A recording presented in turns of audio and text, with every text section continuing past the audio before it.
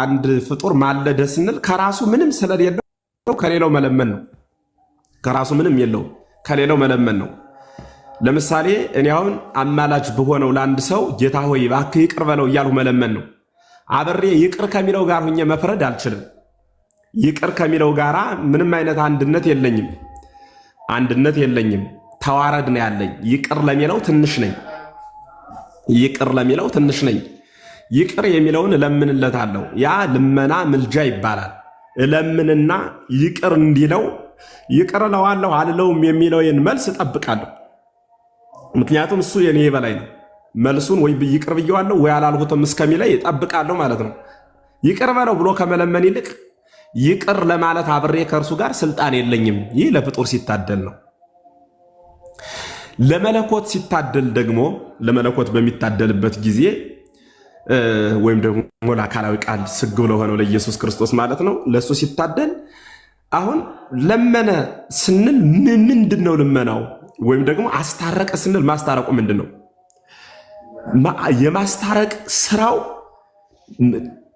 ከራሱ ጋራና ከአብ ከመንፈስ ቅዱስ ጋር ነው ብለን የምንናገርለት ለምንድን ነው? መለኮቱ ከአብና ከመንፈስ ቅዱስ ጋር ትክክል የሆነ መለኮት ነው ያለው። እንደ አስታራቂ ያስታርቃል፣ እንደ ታራቂ ደግሞ ይታረቃል። እያስታረቀ በርቀት ሆኖ እሱ ሰውና እግዚአብሔር ሲታረቅ የሚያይ ሌላ አካል አይደለም። አንድ መለኮት ስለሆነ ያስታርቃል፣ ይታረቃል። ስለዚህ ይህንን ቃል ለፍጡር ምልጃ የሚለው ቃል ታድሎ የሚሰጠው ለፍጡር ነው እንጂ ለወልድ ማስታረቅ ተብሎ ነው የሚነገርለት። ግሶቹ አንዱ ግስ በራሱ ከአንዱ ግስ ቃላት አለው። ለምሳሌ አሁን እንዲያው ቶስካ ጨመረ ይላል ግስ። የሚገርማችሁ ግስ አንቀጽ። ከዚያ ደግሞ ወሰከ ጨመረም ይላል። አሁን እንበለ ቱሳሄ ብለን እንናገራለን። ያለ መጨመር ብለን ነው የምንናገረው። አሁን እንበለ ቱሳሄ ብለን ያለ መጨመር ብለን ስንናገር አሁን እንበለ ውሳኬ ብለን ግን አንናገርለት። ዘይን በለ ተወስኮ ብለው አንዳንዱ ሊቃውንት ወራጅ ሲናገሩ ያልቀና ንባብ ይላሉ አባቶቻችን። ግሱ እኮ አንድ ነው። አንዱን ግስ ግን አማርኛ መርጦ ቦታ መርጦ መጣል። እንዲሁም አማርኛ አልችለው ብሎ እኮ ግዕዝ ብቻ ሆነው የቀሩ ንግግሮች አሉ። መሸከም የማይችሉ መግለጽ የማይችሉ አናቅጾች አሉ። ስለሆነም አሁን ማለደ የሚለው ቃል አስታረቀ ማለት ነው ብለን በምንተረጎምበት ጊዜ ሶስቱንም አካል አንዱን መለኮትን ያለቀቀ የማስታረቅ ስራ። በአንጻሩ ደግሞ እንደገና ደግሞ እንገለብጥና ደግሞ መለመን ለመነ ብለው ሲናገሩ ማለት ነው። ያማለደ ብለው ሲናገሩ ለፍጡር የሚታደለው ለክርስቶስ በሰጡበት ጊዜ እሺ በጣም ጥሩ ከማን ጋር ብለን ስንጠይቃቸው አሁን እኮ አንዳንድ ወንድሞች ግራ የሆነው አስታረቀ ይላሉ። ጥሩሽን ከማን ጋር ብላችሁ ስጠይቋቸው ነው ችግር የሚመጣ እኮ። ከአብ ጋር ይላሉ። ከአብ ጋር ሲያስታርቅ እሱስ አይታረቅም? ተመልካች ነው።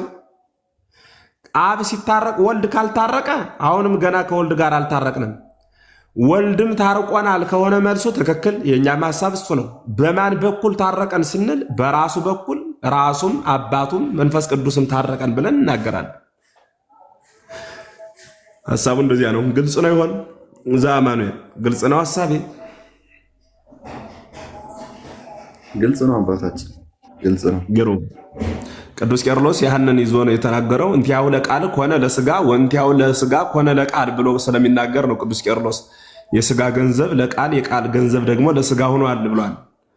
የስጋ የመድከም የመራብ የመጠባት እኒህ የመለኮት ባህሪ ሆኖ ለመለኮት ተራበ ተጠማ ተብሎ ተነግሮለታል። የመለኮት ገንዘብ ደግሞ መፍጠር፣ ዓለምን ማሳለፍ፣ መመገብ፣ መጠበቅ ነው። ስጋ የመለኮትን ገንዘብ ስላደረገ ዓለምን የሚያሳልፍ የሚጠብቅ ሆኗል ማለት ነው። ስለዚህ እሱን በደንብ እንድትይዙ ለማለት ነው። አንዳንዴ ትምህርት በምንነግራችሁ ጊዜ እናንተ ያሰባችኋትንና ለእናንተ ደስ የሚላችሁን አይደለም የምናስተምራችሁ እና እናንተ ያሰባችኋትን በእናንተ ሀሳብ የተመሰረተ ሃይማኖት የለም። እናንተን ደስ ሊላችሁ ተብሎ የተነገረ ድህነትም የለም። ስለሆነም አንዳንዴ እንዲሁ ደስ የሚላችሁን ነገር ብቻ አጠብቁ። ትምህርቱ ሲከብድም ለመማር መሞከር ነው እንጂ ቀስ እያሉ ወደ ትምህርቱ መውጣት ነው እንጂ ትምህርቱን ጎትቶ ወደ እናንተ ለማምጣት ሙከራ አታድርጉ። አባታችን እዚህ ላይ ይቅርታ ግን አባታችን የክርስቶስ ባህሪ የስጋዊ ባህሪ ስንል በፈቃዱ ያ አሁን እኛ የሰው ፈቃዱ የሰው ባህሪ የሆነ ስጋው ባህሪ የሆነ የራሱ ነው ሰው ፍጥሩ ስለሆነ የራሱ ነው። ክርስቶስ ግን በፈቃዱ ነው ስጋን ገንዘቡ ያደረገ ወይም ደግሞ ሰውን ገንዘቡ ያደረገ። ስለዚህ ያን በፈቃዱ ስለሆነ ለሱ በፈቃዱ ስለሆነ የሰውን ባህሪ አንድም ደግሞ አባቶች ምን ይላሉ? የክርስቶስ ስጋ ወይም ደግሞ የክርስቶስ ሰው መሆን ኃጢአት የማይስማማው የኛ ስጋ ኃጢአት የሚስማማው ነው፣ የክርስቶስ ስጋ ግን ኃጢአት የማይስማማው ነው ይላሉና እዚህ ላይ በደንብ እንደሚሉ ግሩም ነው። ነሳኤና ተነሳኤ ይባላል በቤተክርስቲያን አስተምሮ። ነሳኤ መለኮት ነው፣ ስጋ ደግሞ ተነሳኤ ነው። በአማርኛ ልግለጽላችሁ ምን ማለት ነው? ሰው መሆን ፈልጎ አምላክ ሰው ሆነ እንጂ ሰው አምላክ መሆን ፈልጎ ሰው አምላክ የሆነ አይደለም። አጭተኛ መለኮት ነው እያልኩ ነው። ገብቷችኋል? ስጋ የታጨ እንጂ ያጨ አይደለም። ስጋማ በገነት በቀደመ ዘመን አጭቶ ነበር አምላክ ሊሆን፣ ግን አልተሳካለትም። ስለሆነም አሁን ግን መለኮት ሰው መሆን ፈልጎ በፈቃዱ ሰው ሆነ እና አሁን በነገራችን ላይ እያንዳንዱ ነገር በፈቃዱ በፈቃዱ በፈቃዱ በፈቃዱ ተብሎ ነው የሚተረጎመው። ሁሉ ነገር የሞተ በፈቃዱ ነው፣ ሰው የሆነ በፈቃዱ ነው፣ የተራበ የተጠማ በፈቃዱ ነው። ሰው የሚራብ የሚጠማ በግድ ነው። ምን በለው የግድ መብላት ስላለብን ነው፣ ካልበላን ስለማንኖር ማለት ነው እንጂ በፈቃዳችን አይደለም ምን በለው። ክርስቶስ ግን በፈቃዱ ነው። እንዲያውም የሚገርማችሁ ወእንዛሃለው ይልፍንተ ሰማርያ ይላል ዮሐንስ ወንጌል ምዕራፍ 4 ላይ ሰማርያ ወደምትባል ሀገር በዚያች አልፎ በሚሄድበት ጊዜ ውሃ አለው እያዘቅተ መይዘ ያዕቆብ በዚያም ያዕቆብ ውሃ አለ ወደ ኪሞ እግዚ ኢየሱስ በሐዊረ ፍኖት ነበረህየ ጌታ በመንገድ ደክሞ ነበርና በዚያ አረፈ ተብሎ ይነገርለታል። አሁን ደከመ የሚለው ቃል በፈቃዱ ነው። ከዚያስ በሐዊረ ፍኖት አለ ቃትር ሶቢሃ ጊዜ 6 ሰዓት አለ ፍጹም ሰው መሆኑን ለማጠየቅ ነው። ያኔ ሰዓቱም ፍጹም 6 ሰዓት ነበረ ወይም ቃትር ነበር ብሎ ይናገራል። ከዚያ ወናሁ መጻት ብይሲት ሰማርያ ከመትቅዳህ ማየ ይላል። ውሃ ልትቀዳ አንዲት ሴት ከሰማርያ መጣች። ወአርዳይ ወሰሆሩ ሀገረ ከመይሳየጡ ሲሳዮሙ ደቀ መዛሙርቱ ግን የዕለት ምግባቸውን ሊገዙ ወደ ሌላ ቦታ ሄደው ነበር ብሎ ይናገራል ማለት ነው።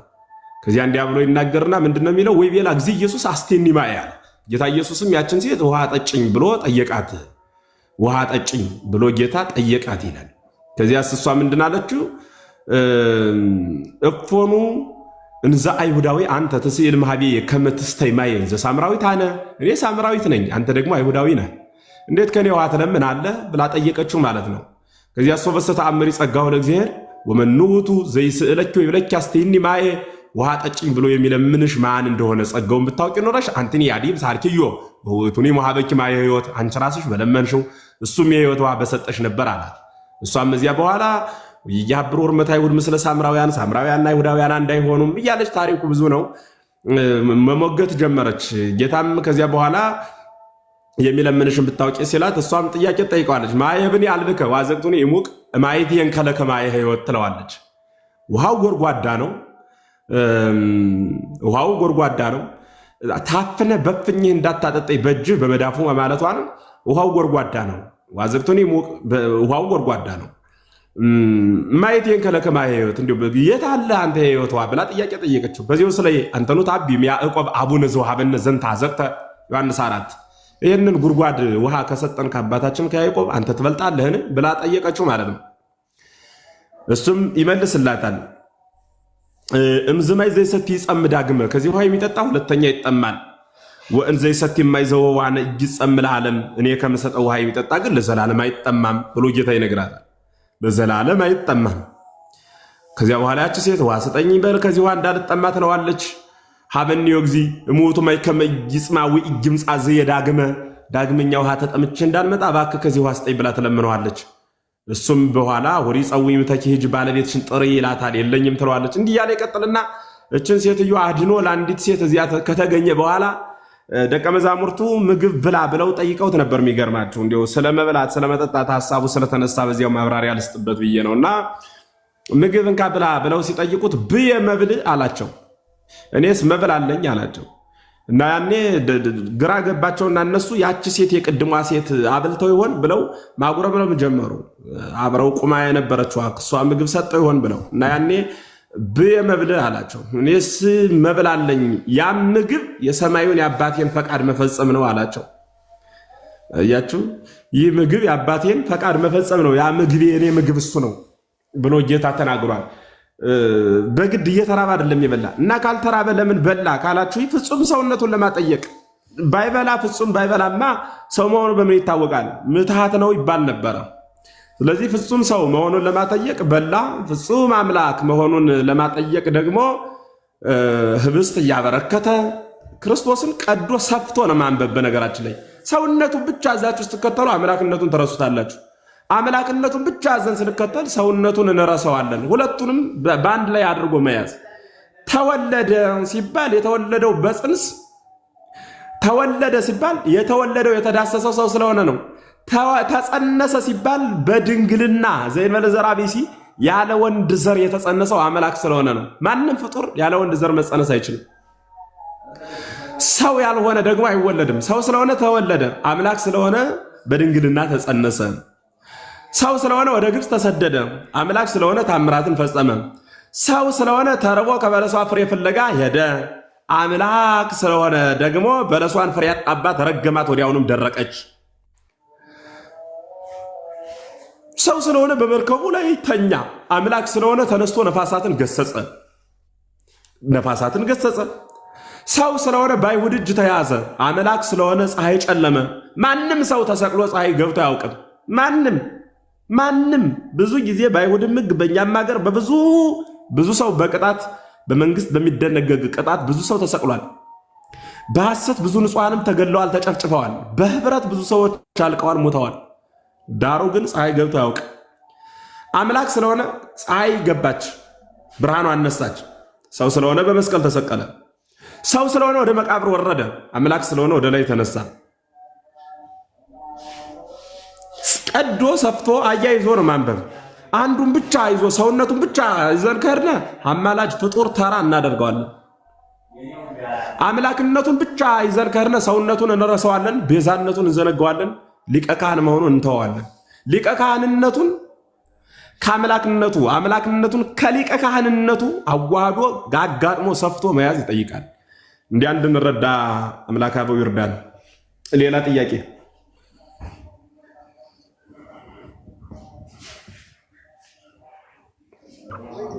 እናንተ አለን አባታችን ቃለ ሕይወትን ያሰማልን። አባታችን ቃለ ሕይወት ያሰማልን። በደንብ ነው የገለጹልን አባታችን። ቃለ ሕይወት ያሰማልን። ምክንያቱም አሁን ብዙ የምናየው የመንሸራተት ሰውነቱን ብቻ በመውሰድ ሰው የሆነበትን ብቻ በመውሰድ የእውነት ለመናገር ብዙዎቹ የተሳሳቱ ነገር አሉና ሰው የሆነበት ምክንያት ዓላማውን ካለመረዳት ይመስለኛል። ሰው የሆነ እኛን ከዛ ከወደቀ ጨለማ ለማስነሳት እንጂ እሱ ሰው መሆን ፈልጎ አይደለም። ወይም ደግሞ ሰው ለመሆን ፈልጎ ወይም ደግሞ እኛ ከወደቅንበት ለማስነሳት ስለሆነ አባታችን በደንብ አስተማሩ። ቃለ ሕይወት ያሰማልን።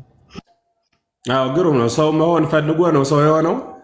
ሰው መሆን ፈልጎ ነው ሰው የሆነው። ሰው መሆን ፈልጎ ሰው የሆነው ግን የሰውነት ባህሪ አሳስቶት ሰው የሚባለውን እንትን ሊለብሰው ሊላበሰው ቀንቶ አይደለም ሰው የሆነው። ይሄ ቅን አለ። ለምሳሌ የሆነ ሰው የሆነ ነገር የሆነ ልብስ ገዝቶ ቢለብስ ቀንቶ ነው፣ ሌላ ሰው አካል አይቶት ወዶት ነው እንደዚያ የሆነው። ክርስቶስ የሆነ ቅናት ወይ ደግሞ እንደዚያ መሆን አስደስቶት እንደዚያ መሆን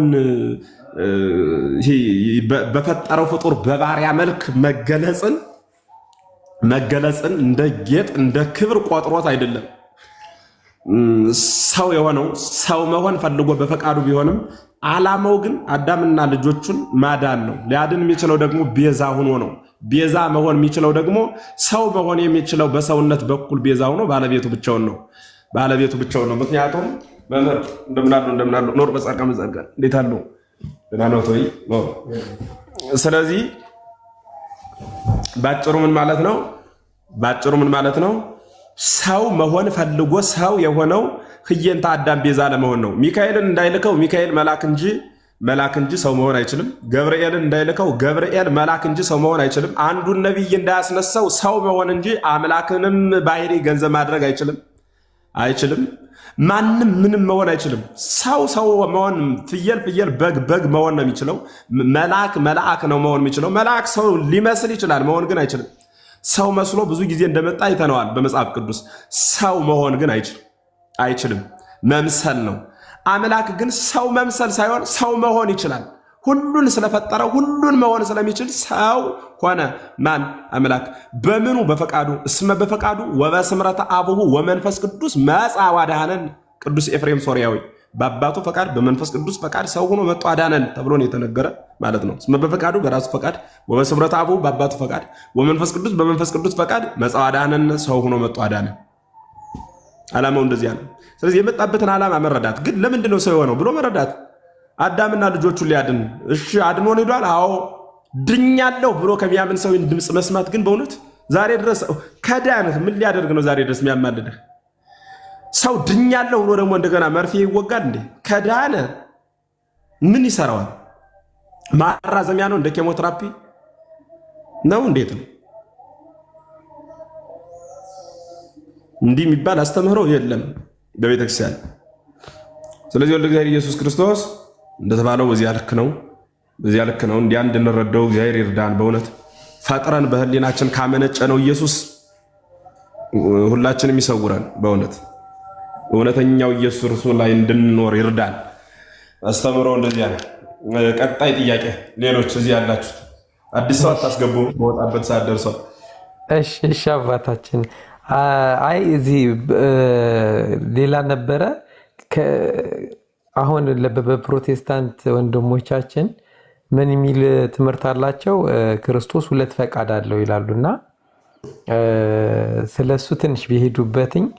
ከዛ ጋር ደግሞ አያይዘው ስለ ሊቀ ክህነቱ እስካሁን አሁንም ሰዓት ጀምሮ ላይክ የሊቀ ያው ዘላለማዊ ሊቀ ክህነቱን በጣም ሚስ አንደርስታንድ ያደርጉታልና ስለ ሊቀ ክህነቱም ትንሽ ቃል ቢሰጥን ደስ ይለኛል አባታችን።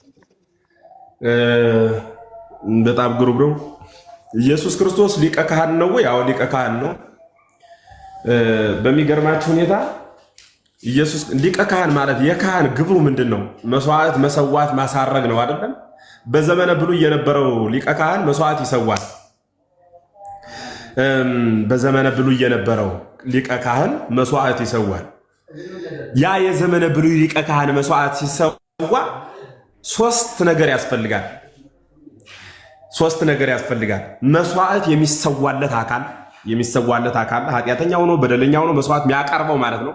መስዋዕቱን የሚያቀርበው ካህኑ ሊቀ ካህኑ፣ ሁለት ሶስተኛ የሚሰወው ራሱ መስዋዕቱ ያስፈልጋል። አራተኛም ካስፈለገ መስዋዕቱን የሚቀበል እግዚአብሔር ያስፈልጋል። መስዋዕቱ ተቀባዩ፣ እንደገናስ ደግሞ መስዋዕት አቅራቢው ካህኑ፣ መስዋዕቱን የሚያመጣው ደግሞ ማን? የሚያመጣው ደግሞ ያ ባለ ደዌው ያስፈልጋል። ይህ በዘመነ ብሉይ የነበረ ነው።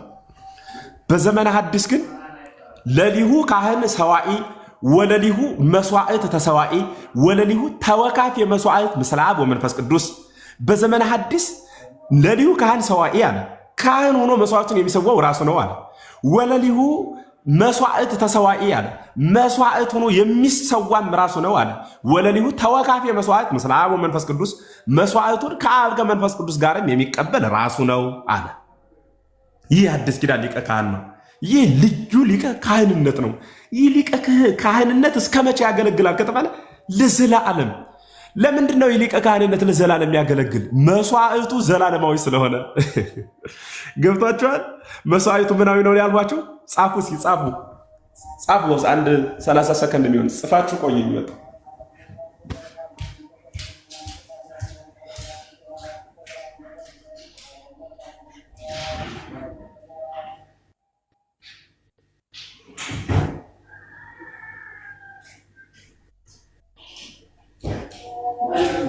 አዳም አለ እንደ ድምፅ አሰማ እንጂ ወንድማችን አዳምሽ አለ። አዳም አይ ወንድማችን አዳም አይ ቲንክ ወይ ዞር ብሏል ወይ ተኝቷል። ከቀደም ጀምሮ አልነበረም እና በጣም ግሩም። አዳማችን ተኝቶ ነው። አዳሞች እንዲያው እንቅልፍ ይወዳሉ። መጥቻለሁ። እሰማለሁ። ይሰማል አባታችን። በጣም ግሩም። ስለዚህ መስዋዕቱ ጊዜያዊ መስዋዕት አይደለም። የኦሪት ሊቀ ካህን ጊዜ ገደብ ይገድበዋል። አንደኛ መለኮት ስላልሆነ እድሜው አጭር ስለሆነ ስለሚሞት አንድ። በሁለተኛ ደረጃ የሚሰው መስዋዕት የሚቃጠል ነው፣ የሚጠፋ መስዋዕት ነው። ያቃጥለዋል፣ ይጠፋል። የሚቃጠል መስዋዕት ነው። ስንዴውም ይምጣ ፍሬዳውም ይምጣ ይቃጠላል፣ ይጠፋል። መስዋዕቱ ስለሚጠፋ ካህኑም ይጠፋል።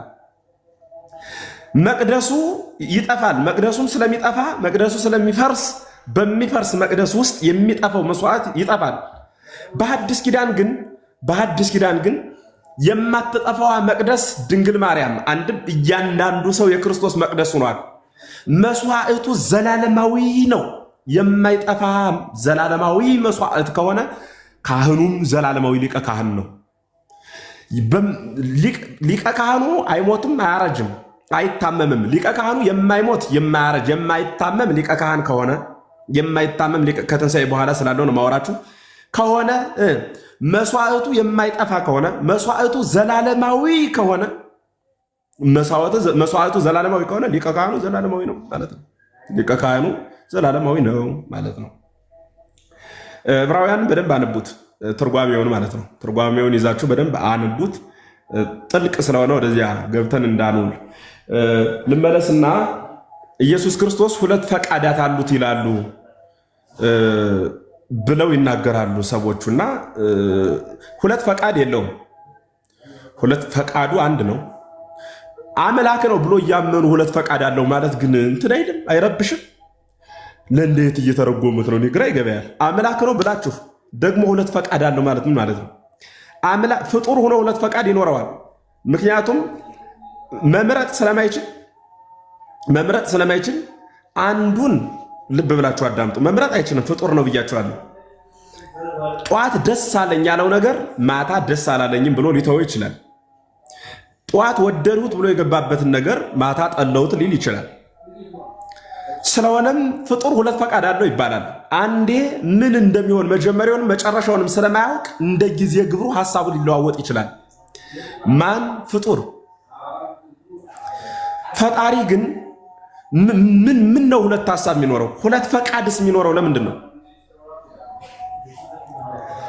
ይህ አካልን አዋህዶ ባሕሪን ለገነጠሉ አማኞች የሚጠቀሙት ቃል ነው። በቤተክርስቲያናችን ግን አካልንም ባሕሪንም አዋህደን ነው የምናምነው። አካልንም ባሕሪንም ስናዋህድ ደግሞ መጠፋፋት ሳይኖርበት ብለን እንናገራለን። አምላክ ሰው ሲሆን አምላክነቱ እንዳለቀቀ ሁሉ ሰውም አምላክ ሲሆን አምላክን ማን ነው? የኛ ባሕሪያችን አምላክ ሲሆን ባሕሪውን አልለቀቀም። ባሕሪ የመለኮት ሰው ሲሆን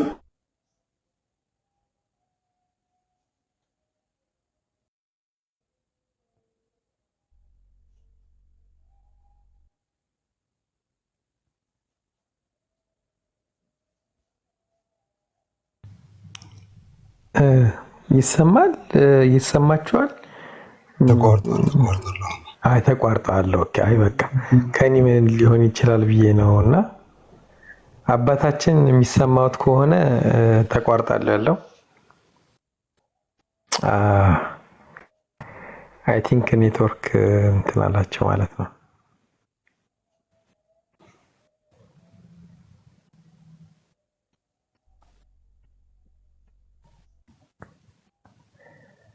አይ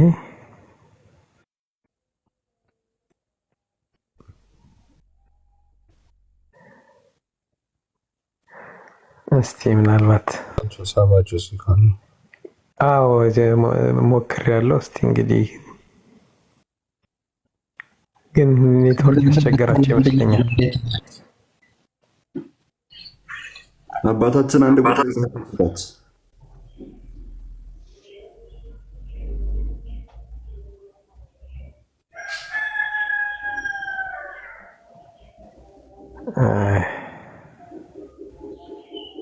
ኦኬ ተቀበሉ። መጥተዋል። አይ አስወጥቶኝ ነው። ኔትወርክ ይሆናል። ኔትወርክ ነው።